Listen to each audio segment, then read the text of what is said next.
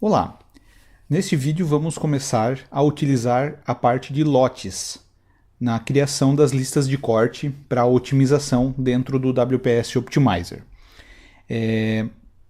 Onde já passamos por vários processos de configuração, de criação de campos, criação de etiqueta, cadastro de materiais e todos os outros recursos que a gente vai utilizar.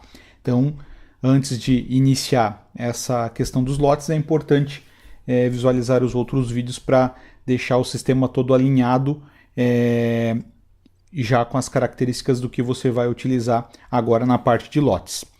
A primeira etapa do lotes que nós vamos verificar então é como fazer a criação de listas manuais. Tá? São as listas digitadas dentro do próprio Optimizer e que vão servir para que você possa ter uma melhor otimização de material, né, utilizando sobras e também evitando desperdício, né, e agilizando todo o processo de fábrica, emissão de etiquetas e tudo mais. Né?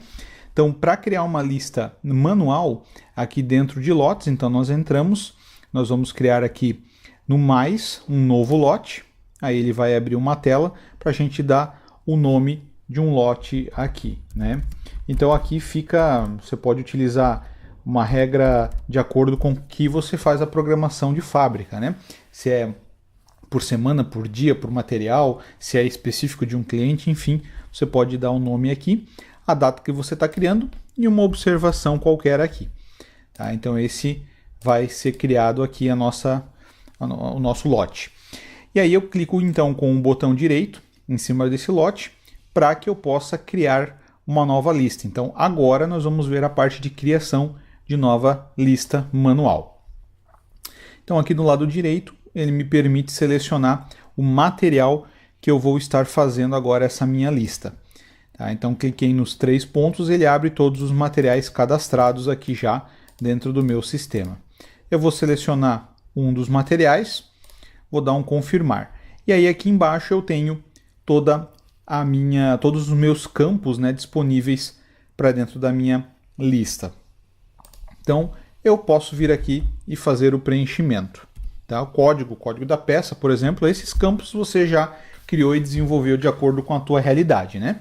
Então, código, a quantidade de peças, o nome da peça.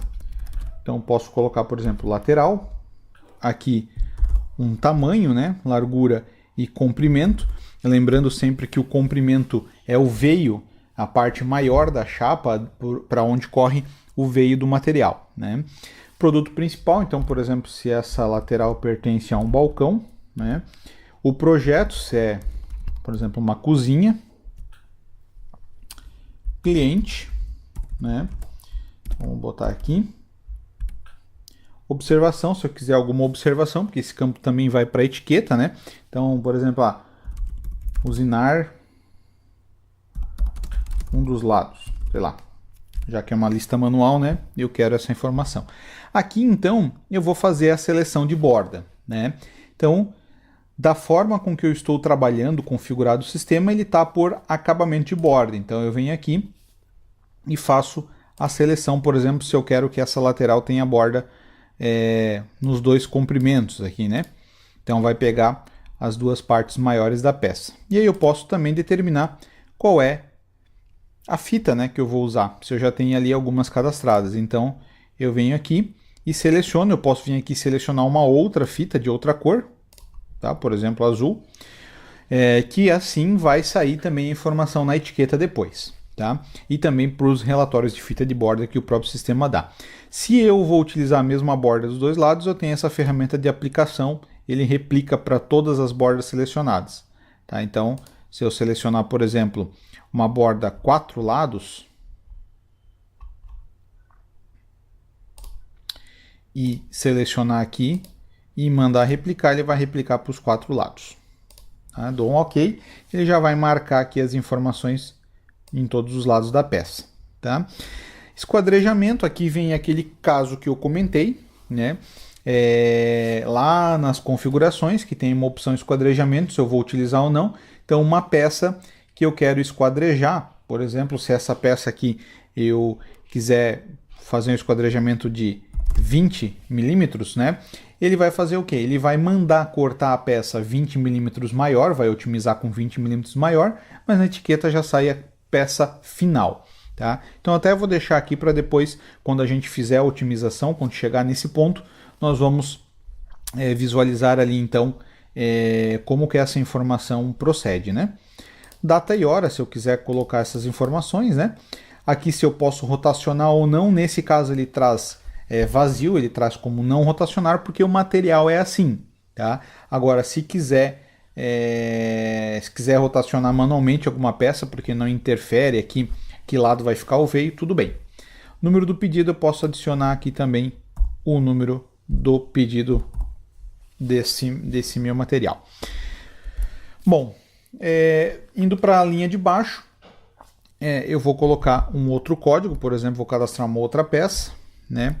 É uma base, por exemplo, agora. Ela tem uma medida um pouquinho diferente. Aqui eu não estou fazendo nada certinho, né? Estou digitando manualmente para teste.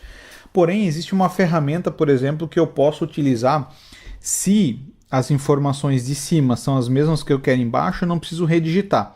Eu só dou um Enter, ó, e ele já vai copiando os dados de cima, certo? Então, facilita aí a nossa digitação, né? Existe uma outra questão aqui agora na parte de bordas, né? Que a digitação manual permite, que eu vou mostrar para vocês mudando a minha configuração. Então, lembrando aqui que a minha configuração tem uma senha padrão, né? E aqui eu posso mudar, ó, por exemplo, não trabalhar por acabamento de borda, é trabalhar por lado da peça, tá? Então, é dessa forma que eu quero trabalhar aqui.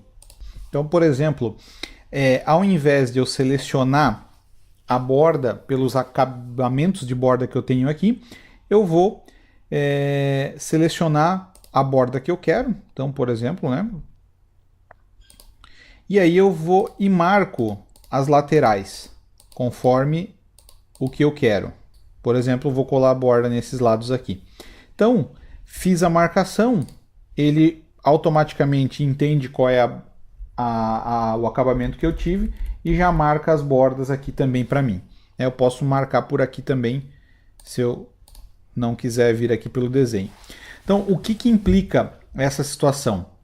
Ela, na verdade, me facilita a fazer uma identificação peça a peça, né?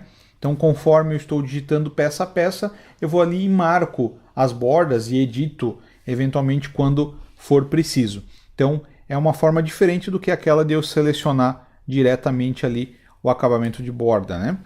Então, seriam essas duas formas de fazer a seleção, tá?